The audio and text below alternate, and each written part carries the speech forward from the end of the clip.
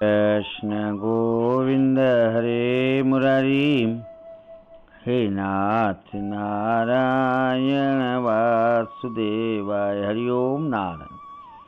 अष्टावक्र गीता प्रकरण 18वां, सूत्र 93। अनुवाद। आत्मा में विश्राम कर तृप्त हुए आशा रहित और शोक रहित ज्ञानी के अंतस में जो अनुभव होता है उसे कैसे और किसको कहा जाए? व्याख्या। आत्मज्ञान के बाद व्यक्ति तृप्त हो जाता है, निस्पृह अर्थात इच्छा रहित तथा शोक रहित हो जाता है। इस स्थिति में जो विश्राम कर स्थिति है, जो इसमें ठहर गया है, उसे विचित्र ही अनुभव होते हैं, जो सांसारिक अनुभव से सर्वदा भिन्न होते हैं, जिनको कहा नहीं जा सकता, क्योंकि सुनने वाला उस स्थिति में नहीं पहुंचता है, उसे ये अनुभव नहीं हुए हैं, इसलिए उसे समझना मुश्किल है। ऐसे अनुभव प्रमाणों, तर्कों आदि से भी सिद्ध नहीं किए जा सकते।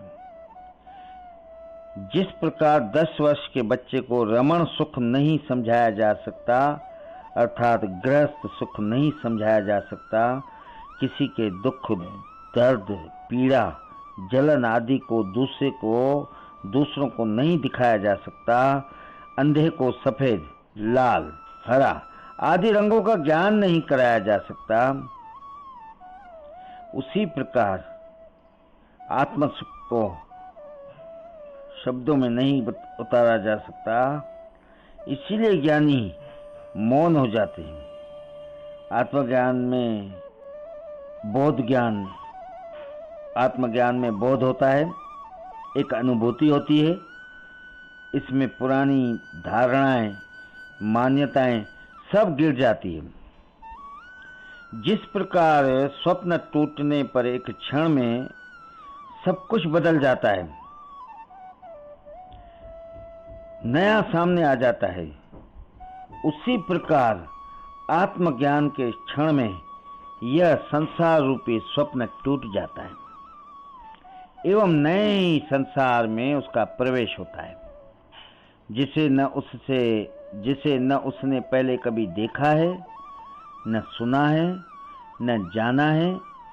इस स्थिति में गुरु का सानिध्य न हो तो वह पागल भी हो सकता है।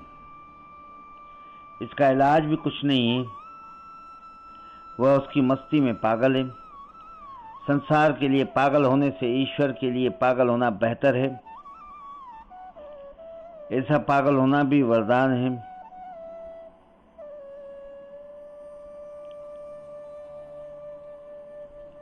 फिर से पढ़ते हैं। इस स्थिति में गुरु का सानिध्य न हो तो वह पागल भी हो सकता है। इसका इलाज भी कुछ नहीं है, वह उसकी मस्ती में पागल है।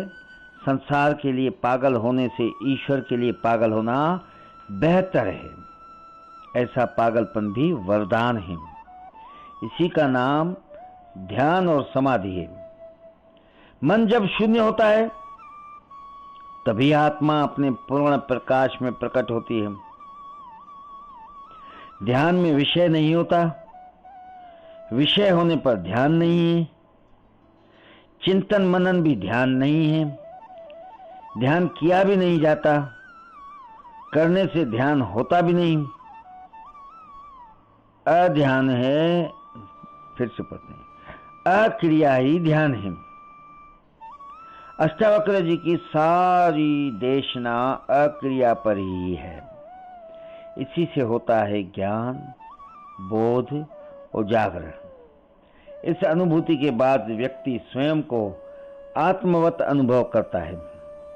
वह हिंदू, मुस्लिम, सिख, ईसाई नहीं रह जाता। वह ब्राह्मण, क्षत्रिय, वैश्य, शूद्र भी नहीं रह जाता। वह ब्रह्म को जान लेता है। इसीलिए वह ब्राह्मण हो जाता है। फिर से पढ़ते हैं। वह ब्रह्म को जान लेता है, इसीलिए वह ब्राह्मण हो जाता है। ब्राह्मण उपलब्धि है, उसमें नम्रता आ जाती है।